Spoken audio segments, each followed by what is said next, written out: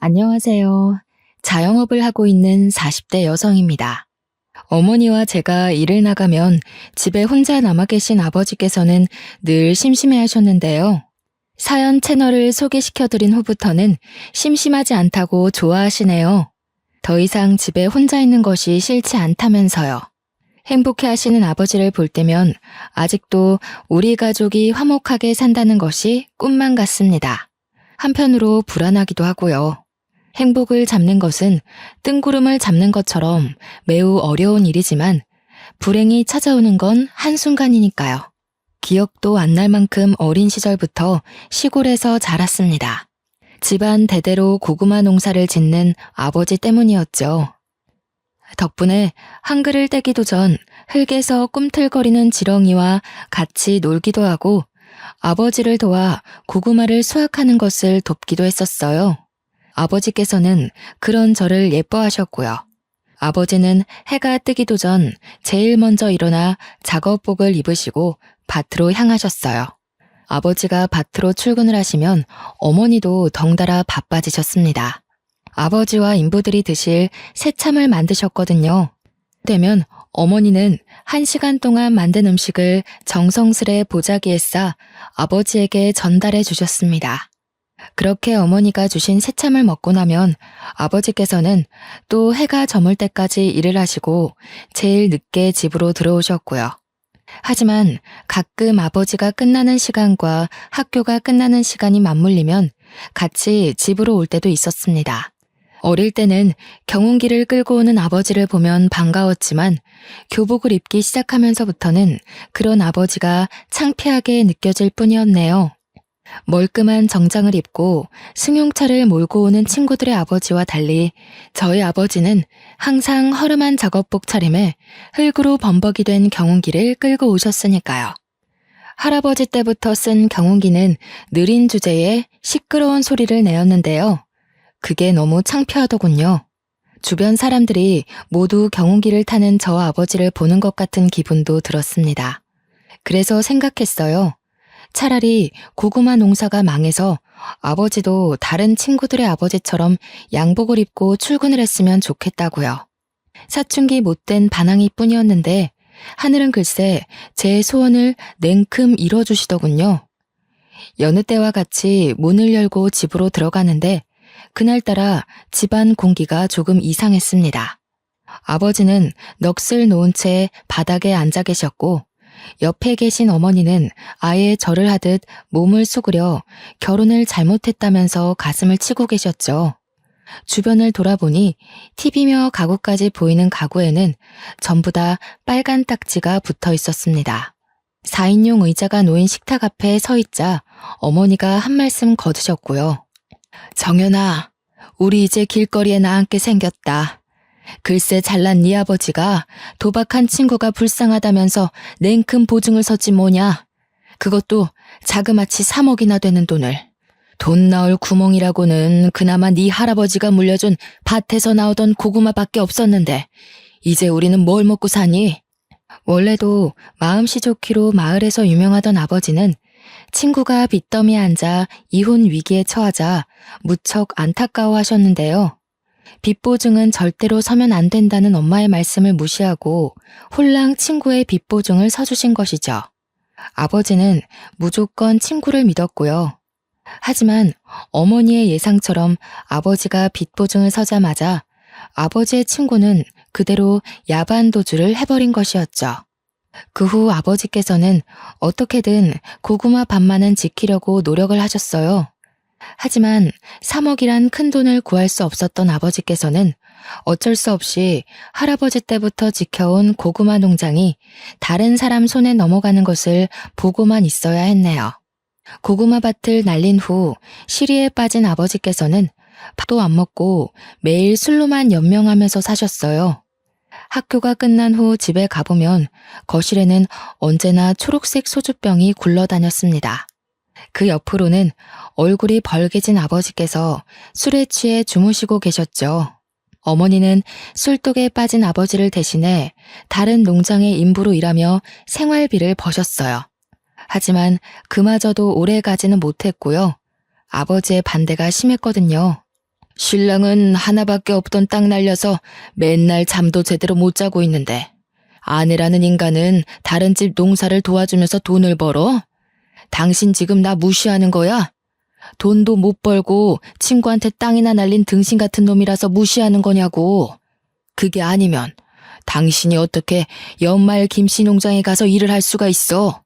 왜? 김씨 농장 고추가 풍년이라 삭값도 많이 받았다던데. 밭도 날리고 돈도 못 버는 신랑 버리고 김씨네로 재혼이라도 하려고? 왜? 많고 많은 일 중에서 김씨 농장 고추나 따나 했더니 속셈이 따로 있었던 거야. 늙은 영감탱이랑 재혼할 바에는 젊고 돈도 많은 김씨한테 가기로 마음먹은 거지. 왜? 내가 당신 마음을 꿰뚫어서 할 말이 없나 보지? 정 김씨랑 합치고 싶으면 내 밭이나 찾아놓고 가. 나는 뭐 좋아서 땡볕에서 하루 왼종일 고추나 따는 줄 알아? 다른 남자 밑에서 일하는 게 싫으면 당신이 나가서 돈이라도 벌어오던가. 친구한테는 3억도 빌려줄 만큼 마음 넓으신 분이 돈도 못 버는 남편 덕분에 피부가 까매지도록 일한 아내한테는 왜 이렇게 야박하나 몰라? 바다 같은 마음은 다 친구한테 퍼나르고 남은 건 빚밖에 없는 양반이 뭘 믿고 이렇게 떳떳한지.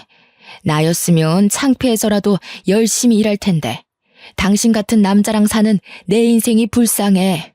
뭐야? 이 여편네가 누구 덕분에 이날 이때까지 편하게 산 줄도 모르고. 편하게 살아? 누가? 내가? 잠도 못 자고 손가락이 구부러지도록 새벽부터 일어나서 음식 싸는 게 호강하고 산 거냐? 어머니와 아버지는 하루가 다르게 싸움을 하셨습니다. 몸싸움을 하지는 않았지만 어머니와 아버지의 사이는 급격하게 나빠졌어요. 몇 날 며칠을 싸우던 아버지가 먼저 어머니에게 제안을 하셨고요. 서울에 가자고 말이에요. 어머니 또한 아버지와 싸울 바에는 같이 서울로 올라가서 사는 게 낫다고 판단하셨죠. 시골집을 판 돈이면 제법 괜찮은 집에 살 수 있을 거라고 생각을 했습니다. 하지만 서울의 집값은 생각처럼 호락호락하지가 않더군요. 제일 싼 모텔방에 지내며 괜찮은 집이 있나 찾아보았지만 저희가 가진 예산으로는 역부족이었어요. 결국 반지하 방으로 들어갔고요. 서울로 올라온 후 아버지는 삼시세끼 마시던 술도 끊고 열심히 살려고 했습니다. 일자리도 열심히 구하셨죠. 하지만 농사 말고 할 줄 아는 게 없었던 아버지가 일자리를 구하는 건 어려운 일이었네요. 할 줄 아는 것이 없던 아버지는 일용직 노동자로 일을 하러 가셨는데요. 그날 일이 있은 후 아버지가 일자리를 구하는 일은 없었습니다. 아버지는 공사 현상에서 불구가 되셨거든요. 공사 현상에서 떨어진 콘크리트를 허리에 정통으로 맞으신 아버지는 손 쓸 틈도 없이 불구 판정을 받으셨어요. 회사에서는 과실을 인정하며 치료비와 보상금을 주었지만 저희 가족은 한숨만 쉴 뿐이었네요. 회사에서 지급한 금액이 아버지의 인생을 책임질 만큼 큰 금액은 아닌 거잖아요. 아버지가 경제활동을 할 수 없게 된 후 어머니와 집안의 생계 유지는 어머니와 저의 몫이 되었어요. 하지만 어머니는 불구가 된 아버지를 돌봐드려야 했기에 어쩔 수 없이 저는 집안의 가장이 되어야 했습니다. 대학교를 가고 싶었지만 다른 선택지가 없었어요. 그래서 고등학교를 졸업한 후 작은 중소기업의 경리로 일하며 집안의 생활비를 책임졌죠. 하지만 고작 경리로 일해 번 월급은 세 식구의 생활비를 하기에는 턱없이 부족했습니다. 그 후 어쩔 수 없이 기초생활수급자를 신청하게 되었고요. 아버지와 함께 시청에 갔을 때는 부끄러움이 온몸으로 느껴지더군요. 마치 경운기를 타고 집으로 돌아가던 고등학교 생활이 생각날 정도로요. 시청 안의 모든 공무원이 저희 부녀를 쳐다보는 것 같은 착각이 들었는데요. 담당 공무원은 가난은 부끄러운 것이 아니니 너무 고개 숙이지 않아도 된다고 말을 해주었습니다. 그러면서 알면서도 자존심 때문에 지원받아야 하는 것을 놓치는 게 오히려 더 바보 같은 것이라고 설명해 주었어요. 그 말을 듣자 참 안심이 되었죠. 그 후에도 몇 번 더 시청을 찾아갔는데요. 그럴 때마다 담당 공무원은 친절하게 응대해주며 말동무가 되어주었네요. 그렇게 시청에서 공무원과 만났던 우연은 길게 이어져 담당 공무원과 저는 부부의 인연을 맺게 되었습니다. 처음 만날 때만 해도 기초수급자라는 것이 걸려 밀어내려고 했지만 남편은 그런 것까지 보듬어 줄 줄 아는 따뜻한 사람이었어요. 끝없이 이해해주고 배려해주는 남편 덕분에 무사히 상견례까지 올 수 있게 된 것이었죠. 하지만 시어머니는 남편과는 영 딴판인 분이셨죠. 시골에서 복숭아 농사를 짓고 있다던 시어머니는 휠체어를 탄 아버지를 보자 눈살부터 찌푸리셨고요. 나도 우리 애를 부잣집 도련님처럼 키운 건 아니라 별 기대는 안 했지만 그래도 불구인 장인어른은 좀 심하지 않나요? 몸이 그래서 일 나가기는커녕 똥오줌도 제대로 못 가릴 것 같구만. 너는 하필 데려와도 저런 덜 떨어진 걸 데리고 와서는 시청에서 같이 일하는 공무원들만 추려도 이보다는 낫겠다. 제가 묻는 말이 기분 나쁠 수도 있지만 그래도 이해해 주셨으면 좋겠습니다. 결혼은 일생에 한 번뿐인 중요한 행사인데 남의 집 마당 뼈다귀 주워 먹던 사람과 결혼시키는 건 아무리 그래도 조금 그렇잖아요. 딸 가진 입장에서 제 마음 이해하시죠? 다리가 저러니 일은 못할 테고 생활비며 돈은 어디서 구해오시나요? 기초수급자는 아닐 거 아니에요. 기초수급자라는 말을 듣자 숨이 콱 막혀왔어요. 어머니와 아버지도 같은 마음이셨는지 시어머니의 물음에 제대로 대답하지 못하셨고요. 그러자 젓가락으로 삼계탕의 날개 부분을 휘젓던 시어머니께서는 저희 가족이 있는 방향으로 젓가락을 던지시더군요. 젓가락이 떨어지며 삼계탕 국물이 얼굴 위로 몇 방울 튀겼지만 그 자리에서 얼굴을 닦을 수도 없었습니다. 이미 화가 잔뜩 난 시어머니께서는 씩씩거리면서 자리에서 일어나셨으니까요. 시어머니는 당장 가방을 챙기더니 급기야 남편을 일으키려 하기까지 했죠. 나는 너 이런 집안에 장가 보낼 생각 없으니까 당장 일어나라. 아무리 결혼할 여자가 없다고 해도 그렇지 어디 데리고 올 여자가 없어서 불구의 기초수급자이기까지 한 집안 여자를 데려와.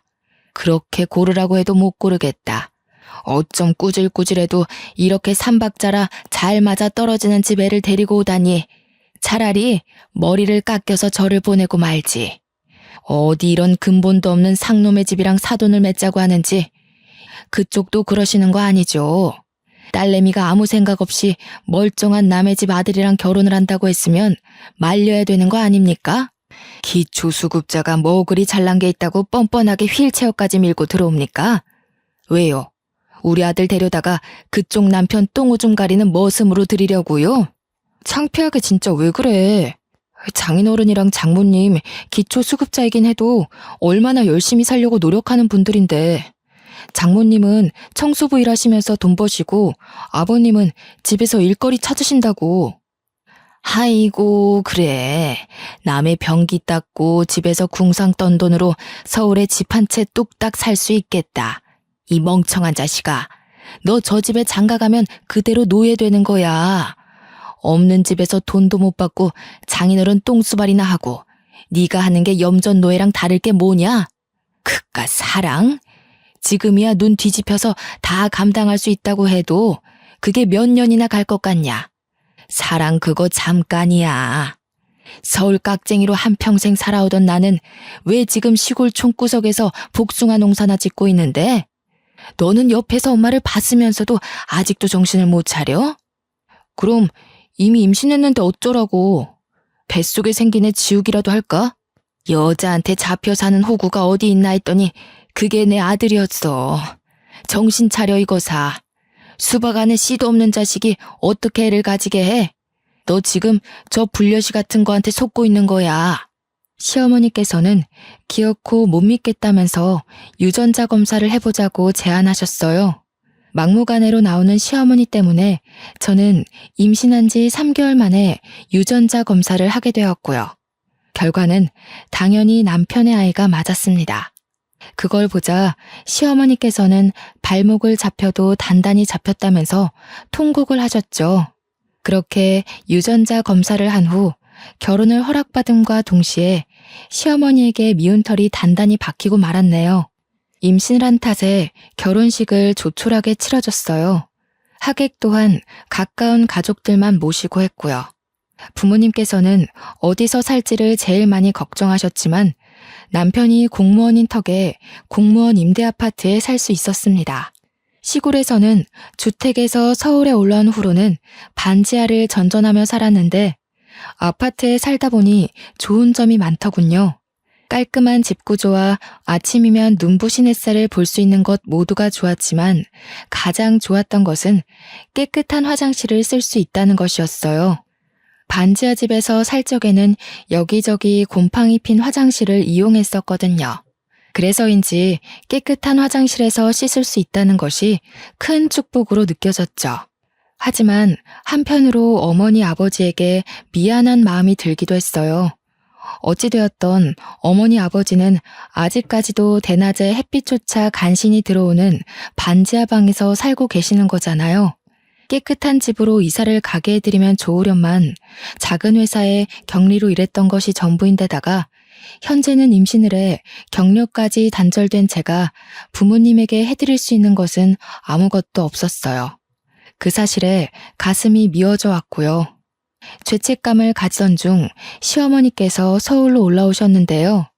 시어머니께서는 문을 열어드리자마자 집안 곳곳을 돌아보시며 물티슈로 창틀이며 침대 밑 같은 곳을 닦아보셨어요. 그러고는 먼지가 묻어나올 때마다 째려보셨습니다. 사람 사는 집에 이렇게 먼지가 많이 나올 건 또 뭐냐? 너 지금까지 우리 아들한테 이런 먼지 나부랭이 먹이면서 살았던 거냐? 사람이 자기 부족한 걸 알면 노력이라도 해야지. 너는 어떻게 돼 내가 시집 올 때 빈몸으로 낼름 우리 아들한테 시집 와놓고서는 노력할 생각을 안 하냐? 이래서 집안 환경이 중요한 건데 자기가 돈 벌 생각도 안 하고 남의 피땀 흘려 세금이나 축내는 부모 밑에서 컸으니 어디 남의 등골 빼먹는 거 말고 또 뭘 배웠겠냐? 제가 요즘 입덧이 심해서 누워만 있었더니 죄송해요. 몸 나아지면 바로 집 깨끗해지도록 노력할게요. 어디 내 배에 있는 애만 금태라도 두르고 나왔던? 뭐가 그리 까다로워? 어디 내 엉덩이에 꿀이라도 발라놓은 거냐? 그러지 않고서는 어떻게 사람이 돼가지고 침대에만 꿈쩍을 않고 누워있을 수가 있어? 몸이 힘들다고 한들 밖에서 일하는 우리 아들보다 힘들까? 안 되겠다. 너 당분간 내 밑에 내려와서 일손 좀 거들면서 시골에서 지내라. 부모한테 나쁜 것만 배운 버릇을 단단히 고쳐놔야지. 막달이라 안 된다고 했지만 시어머니께서는 그렇게라도 결혼하게 해준 은혜를 갚으라고 하셨습니다. 계속 거부를 하자 시어머니께서는 남편에게 전화를 하셨고요.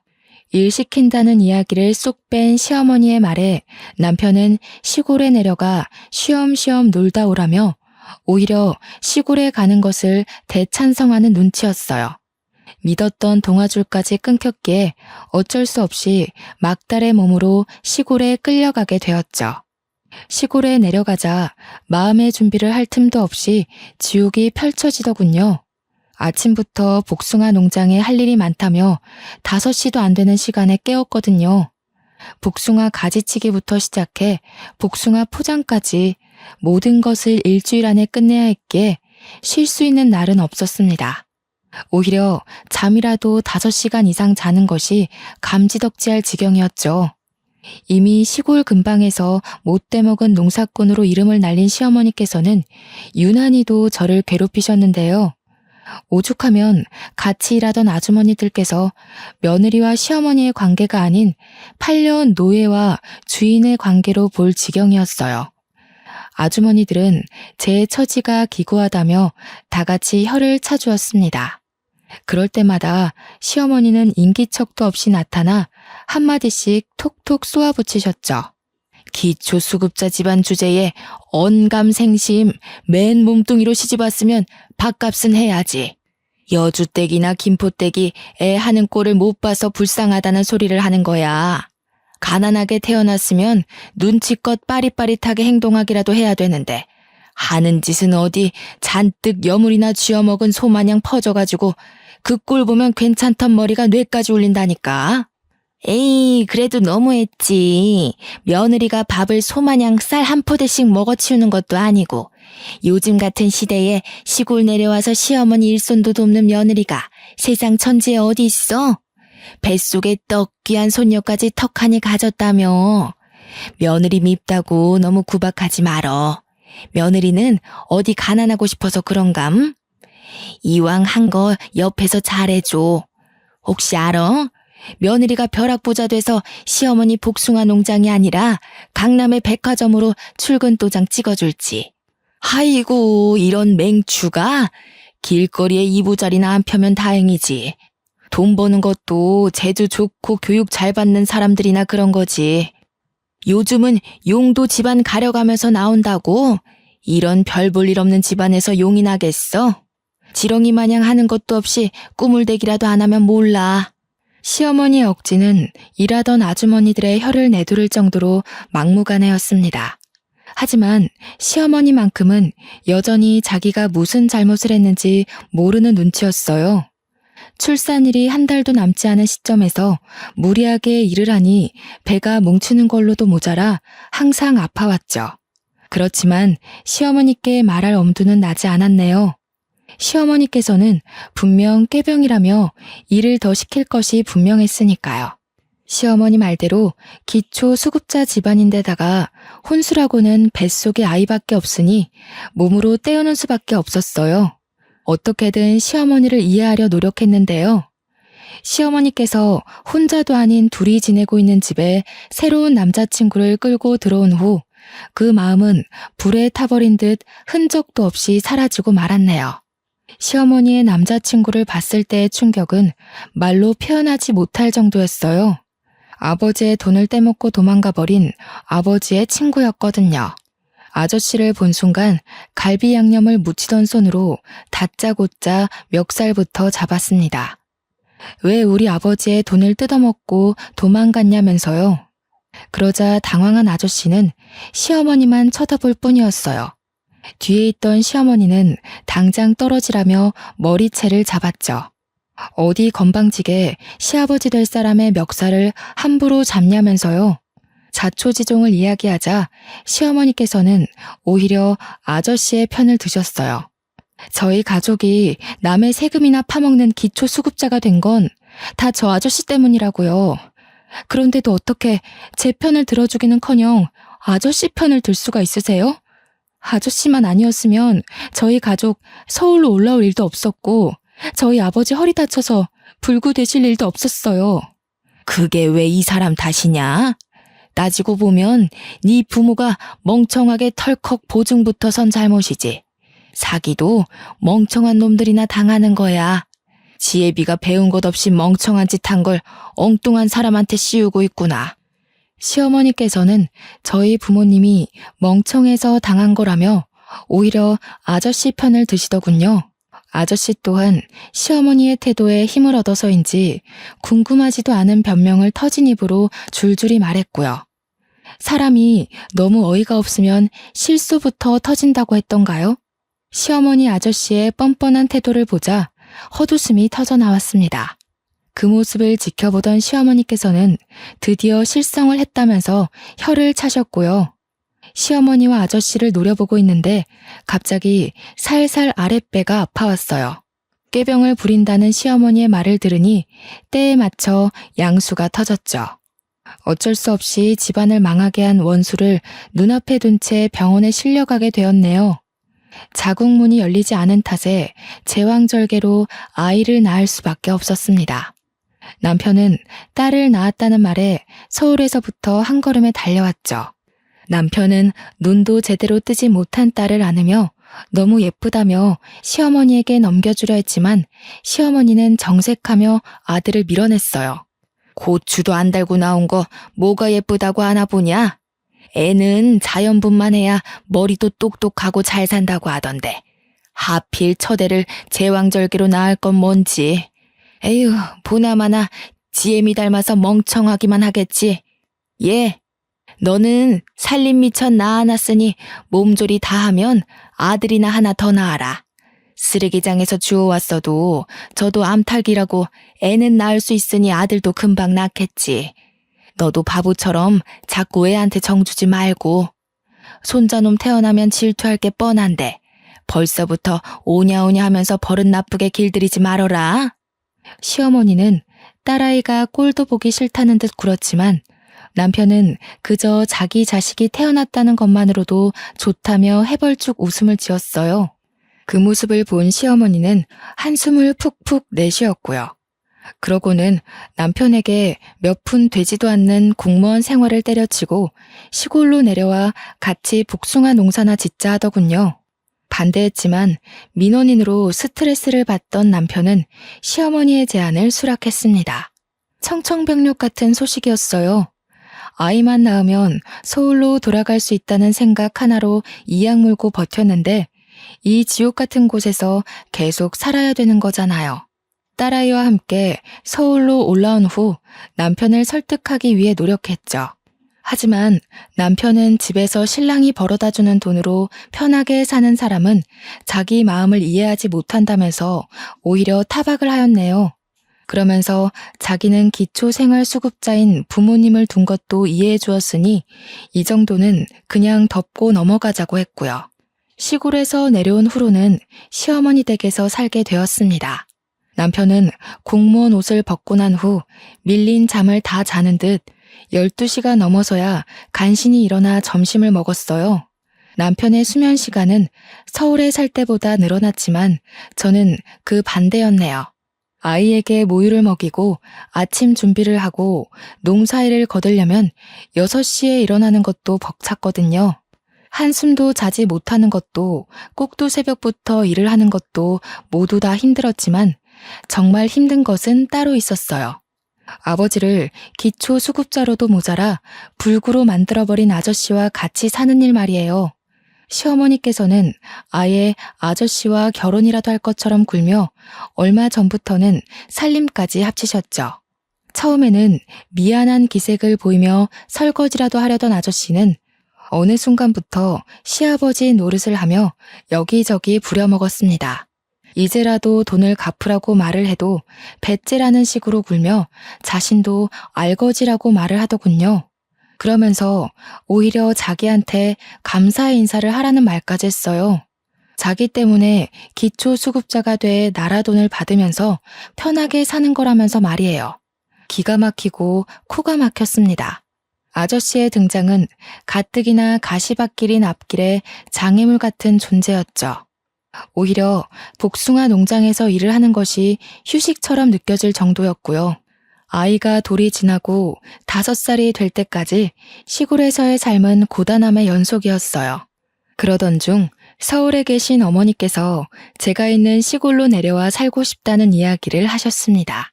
서울 반지하에서 햇빛도 못 보면서 살 바에는 차라리 시골로 내려가 햇빛이라도 보면서 살고 싶다는 것이 어머니의 의견이었어요. 저 또한 어머니의 의견에 동의를 했고요. 그래서 시댁이 뒤집히는 일이 있더라도 꼭 부모님을 시골로 모셔오리라고 생각을 했어요. 시댁으로 가 부모님을 모시고 오겠다고 하자 남편과 시어머니는 펄쩍펄쩍 뛰면서 반대를 했네요. 아니, 너는 생각이 있는 거냐 없는 거냐? 지금도 일손이 없어서 죽겠는데 몸뚱이도 성취하는 내 부모 내려와봐라. 우리 농장 일은 누가 하나? 가뜩이나 애도 어린데 꼭 장모님이랑 장인어른까지 모셔와야겠어. 두 분이 여기 오시겠다는 이유가 뭔데? 당신들 서울에서 적적하게 살기 싫으니까 내려오겠다는 거잖아. 당신은 꼭 괜히 일을 버려서 사람을 귀찮게 만들어야겠어? 저요.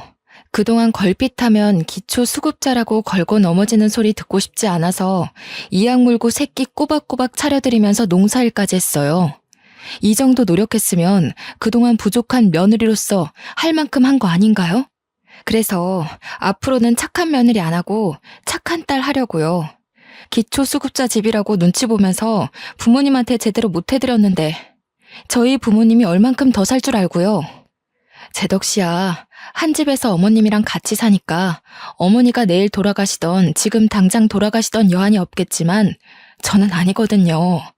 저희 제 효도도 못 받고 내일 당장 돌아가시면 그건 어떻게 보상해 주실 건데요? 어머니가 저희 부모님 대신 저승길 가실 건가요? 아니잖아요. 허락 구하려고 말씀드린 거 아니고 그냥 통보드리는 거예요. 저런 못 배워먹은 게 어디서 목소리를 높여? 시어머니께서는 부모님을 모시고 온다는 소리에 개거품을 물면서 반대를 했어요. 남편 또한 사람이 왜 이렇게 이기적이냐면서 뭐라고 했고요. 아저씨가 본처에게 돌아간 후 극도로 예민해진 시어머니께서는 대놓고 괴롭히면서 부모님이 내려오는 것을 반대했지만 이번만큼은 양보할 수 없었기에 계속 밀어붙였죠. 괜찮은 집이 없으면 어떡할까 걱정을 했지만 시댁과 멀지 않은 곳에 괜찮은 매물이 생겨 부모님을 그 집으로 모시기로 결정을 했죠. 죽어도 차를 빌려줄 수 없다는 남편 때문에 렌트를 해야 했지만 그 정도는 일도 아니었어요. 드디어 부모님을 괜찮은 집에 모실 수 있다는 사실 하나로도 가슴이 벅찼으니까요. 시골로 이사를 온 후 아버지는 매일 4시간씩 나라에서 지원해주는 간병인 혜택을 받을 수 있었습니다. 덕분에 어머니께서도 일자리를 구할 수 있게 되었고요. 어머니가 우연히 일자리를 찾는 것을 알게 된 시어머니께서는 친정어머니를 자기 복숭아 농장에서 일을 하라고 권유를 했어요. 시어머니의 성정을 잘 알기에 당연히 거절을 했죠. 그러자 시어머니께서는 나이도 많은 어머니를 누가 써주겠냐면서 농장에 와서 복숭아 포장이나 하시라고 했습니다. 친정어머니를 시어머니 밑에서 절대 일하게 하고 싶지 않았지만 나이가 많은 친정어머니가 일자리를 찾는 것은 쉬운 일이 아니었어요. 어쩔 수 없이 친정어머니는 시어머니의 농장에서 일을 하게 되었고요. 하지만 시어머니께서는 웬일로 친정어머니에게 삭값도 잘 쳐주시고 인격적으로 대해주기까지 하시더군요. 드디어 시어머니가 변했구나라고 생각했지만 그건 큰 오산이었네요. 시어머니께서는 어머니에게 두둑한 품값을 주는 대신 저의 품값은 아예 주지를 않으셨거든요. 시어머니를 보면서 느낄 수 있었습니다. 사람은 쉽게 변하지 않는다는 것을요. 그렇게 일을 하던 중 버려지는 복숭아들이 신경 쓰이더군요. 상했거나 골맞으면 모르겠지만 복숭아들은 단지 모양이 못났다는 이유로 버려졌으니까요. 그래서 아무 이유 없이 버려지는 복숭아들로 잼을 만들기로 결심을 했네요. 처음에는 재미삼아 만들기 시작해 같이 일하던 아주머니들에게 나눠드렸죠. 복숭아 잼을 드신 아주머니들께서 맛이 일품이라며 칭찬을 해주셨고요. 그 말을 들으니 힘이 저절로 났습니다. 제가 나서서 한 일에 사람들이 긍정적인 호응을 하는 것은 처음이었습니다. 그래서 인터넷으로 복숭아 잼을 팔기 시작했어요. 한 달 정도는 하루에 한두 개만 팔아도 다행이다라고 생각할 정도였지만 입소문을 타서인지 2달이 넘어간 후부터는 도저히 혼자서 감당할 수 없을 정도로 잼은 불티나게 팔려나갔죠. 수입이 괜찮아지자 제대로 해보고 싶다는 욕심도 났고요.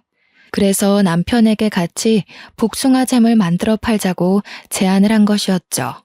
하지만 남편은 대학도 안 나온 주제에 괜히 일 버리지 말라며 비웃을 뿐이었어요.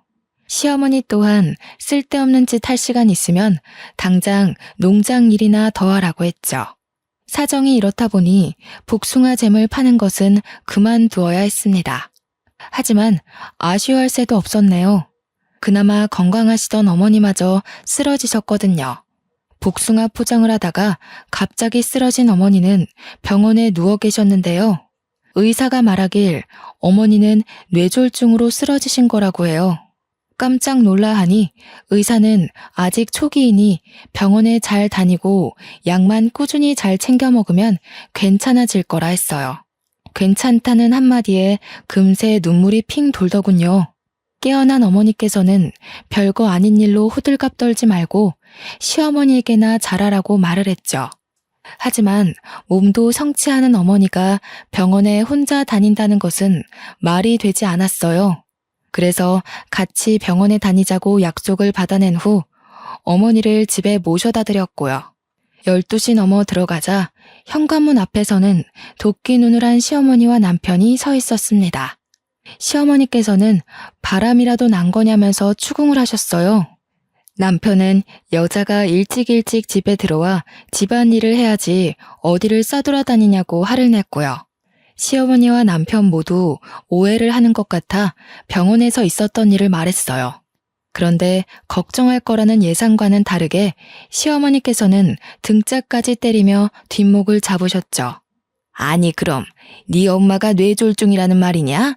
세상에 재수가 없어도 유분수지. 제일 바쁜 날에 이게 무슨 일이람?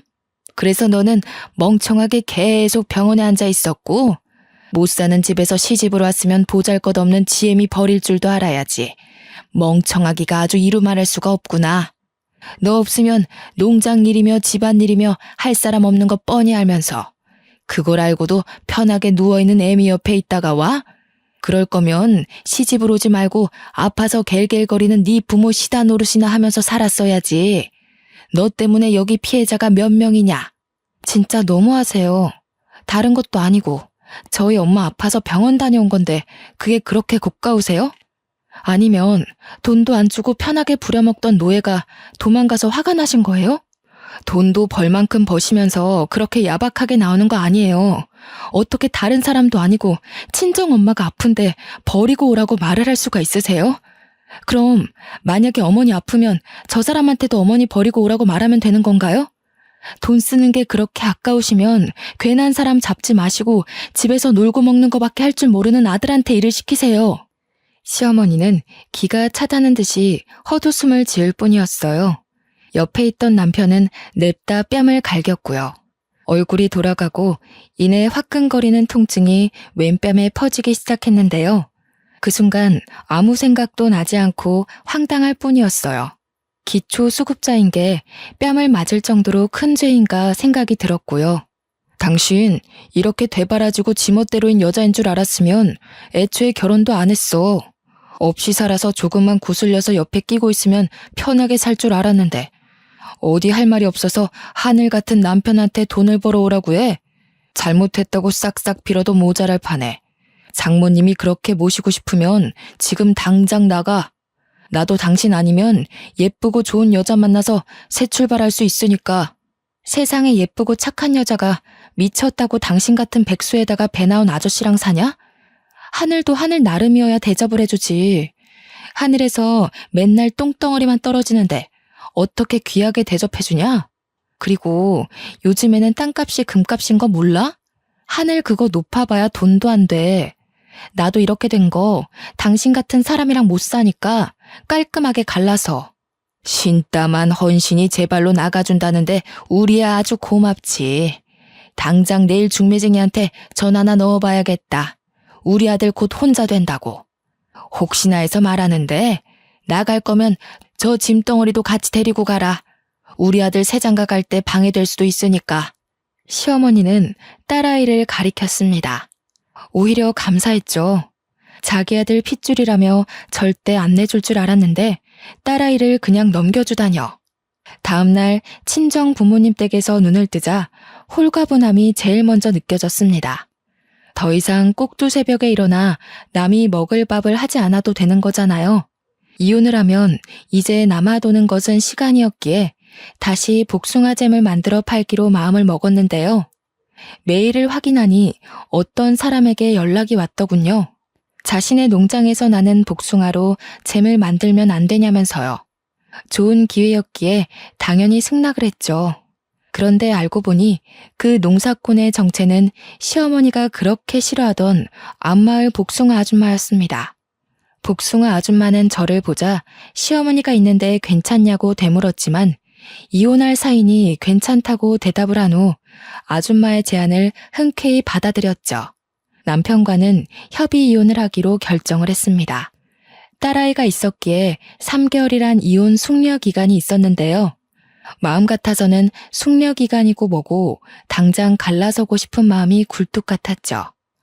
하루라도 빨리 징글맞은 시댁과 남이 되고 싶었으니까요. 남편은 그 후 마을에서 제멋대로 여자를 만나며 돌아다녔어요. 꼭 보여주기라도 하듯이 여자를 데리고 올 때면 친정 부모님 집 앞으로 지나갔고요. 정말 유치하기 짝이 없었습니다. 홀로 서기를 시작한 후 경제적인 것이 가장 걱정이 되었지만 오히려 시댁에 있을 때보다 지갑이 무거워졌어요. 안마 아줌마의 복숭아는 크기도 큰데다가 당도도 높아 잼을 만들었을 때 사람들의 만족도가 높았거든요. 맛있게 만들어진 잼은 급격히 상승하는 수입으로 연관이 되었고요.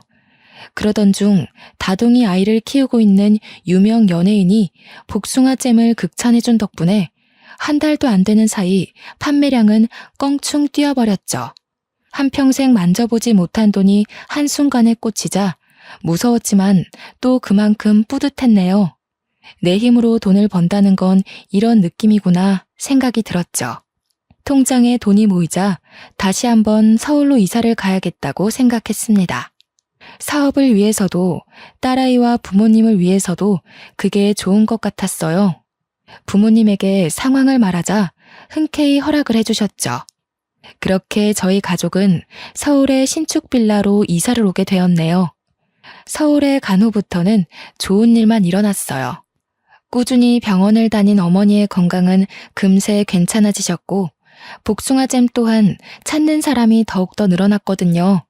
덕분에 예전에는 쳐다도 못 보던 외제차를 살 능력까지 되었죠. 그렇게 남편과 남이 될 날이 다가왔어요. 저는 우리 가족을 얕잡아 보던 시어머니와 남편의 코를 도려내기 위해 백화점을 돌며 무리의 쇼핑을 했고요. 한껏 치장한 채 법원에 나가자 시어머니와 남편의 입은 떡 벌어졌어요. 금세라도 벌어진 입에 발끝에 닿을 정도였죠. 드디어 세상이 미쳐 돌아가는구나. 기초수급자 주제에 부끄러운 줄도 모르고 남의 세금으로 저렇게 돈지랄이나 하고 말이야. 저런 것도 인간이라고 그동안 내가 세금을 내다니. 신고를 하던 배 아파 응급실에 하던 알아서 하세요. 어차피 이제는 남남이잖아요.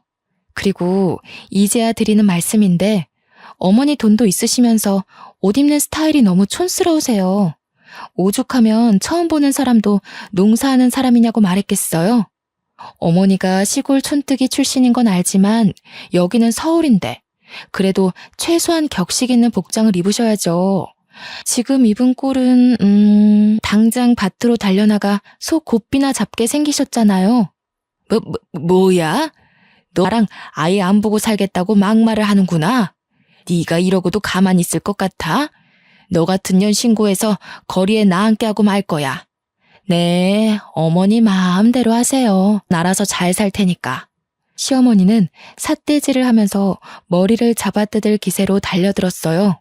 남편은 그런 시어머니를 말리며 말을 가려 하라며 호통을 쳤고요. 상대할 가치도 없어 무시하는데 타이밍 좋게 어머니가 외제차를 끌고 등장하셨습니다. 부잣집 사모님같이 꾸민 어머니의 모습을 본 시어머니는 너무 놀라 뒤로 자빠지셨고요. 거지 주제에 무슨 돈이 있어서 저런 비싼 차를 산 거야? 너 이제 하다하다 도둑질까지 하는 거냐? 아범아, 당장 경찰서에 전화부터 넣어라. 남이 낸 세금으로 호강하던 기초수급자들이 이제 도둑질까지 한다고. 저런 것들은 깜빵에 쳐넣어야 되는 거야. 그래, 분수에 맞지도 않는 비싼 옷 입을 때부터 알아봤어야 하는 건데 내가 이럴 줄 알았지. 남의 돈에 손 뻗을 생각까지 하고 돈독에 아주 발끝까지 뻗쳤구나. 거지가 돈 욕심내면 어떻게 되는지 톡톡히 알려줘야지. 우리 딸이 돈 벌어서 산 건데 무슨 문제 있소? 그러게, 사돈도 우리 딸내미가 같이 잼 만들자고 했을 때 동참을 하셨어야죠. 괜한 사람 누명 씌워서 가뜩이나 일 많은 경찰들 피곤하게 하지 말고 그냥 가던 길 마저 가세요. 복숭아잼 이야기를 듣자 시어머니 안색은 한순간에 퍼렇게 질리셨어요. 충격이 어찌나 크셨는지 112가 찍힌 핸드폰까지 바닥에 떨구셨고요. 그러더니 시어머니께서는 이렇게 외치셨습니다. 이 이혼은 무효야. 그동안 내가 너를 얼마나 많이 도와줬는데 뼈 빠지게 고생한 시애미를 모른 척해? 뼈가 삭으셨으면 가서 사골국이나 푹 삶아 드세요. 괜히 헛소리나 찍찍하지 마시고. 이제 치매까지 오신 거 아니에요?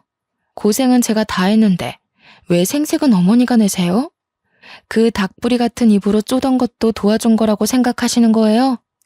마음 같아서는 가사노동한 것까지 물어서 위자료 청구하고 싶지만 그래도 같이 산정을 생각해서 참는 거예요. 고마운 줄이나 아세요. 옷을 탁탁 털고 어머니가 몰고 온 외제차에 올라타자 온몸으로 통쾌함이 느껴졌습니다.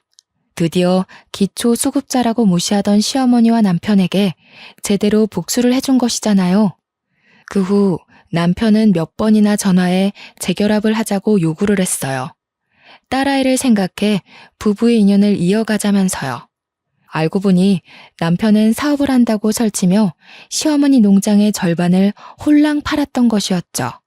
하지만 끈기도 없고 게으른 남편이 사업을 해 잘 된다는 건 말이 안 되는 일이었죠. 시어머니 또한 남편과 합세하여 은혜도 모른다며 욕설을 퍼부었는데요. 그냥 두 모자를 차단했네요. 현재 저는 개인 사무실과 작은 공장을 가질 정도로 잘 나가고 있답니다. 깨끗한 집으로 퇴근 후 가족들과 즐거운 시간을 보내고 있고요. 혼자서 돈을 벌어보니 알겠더군요. 세상의 돈이 전부는 아니지만 나를 지키고 더 나아가 소중한 사람을 지키기 위해서는 꼭 돈이 필요하다는 걸요. 현재 시댁에 대한 스트레스를 받는 분들이 계시다면 꼭 자기 힘을 돈부터 벌어보셨으면 좋겠습니다. 경제적 독립을 해야 내 목소리를 낼 수 있는 힘이 생기는 법이거든요. 아무튼 저의 긴 사연 들어주신 여러분 감사합니다.